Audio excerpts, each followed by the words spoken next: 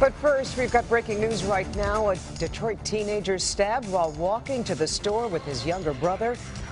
Good evening. It tops our news at 11. That child is recovering at Children's Hospital tonight. The boys say they were attacked by adults, but the reason why remains unclear. Kimberly Gill, live outside Children's Hospital. Kim?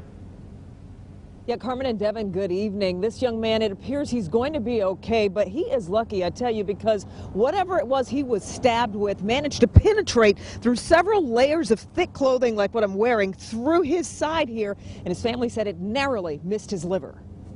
He got him in trauma right now. 11-year-old Arthur Lathan is still a little shaken up after he watched his older brother Chris get stabbed Wednesday.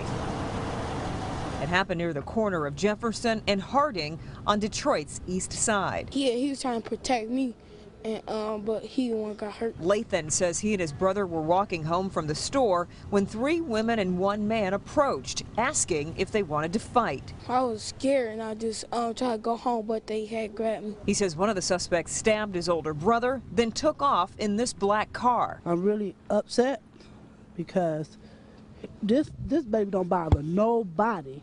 He always flirting with the little girls or being friendly with people, but he don't mess with nobody. He's a good child, and I'm not understanding. It's crazy out here in this world right now.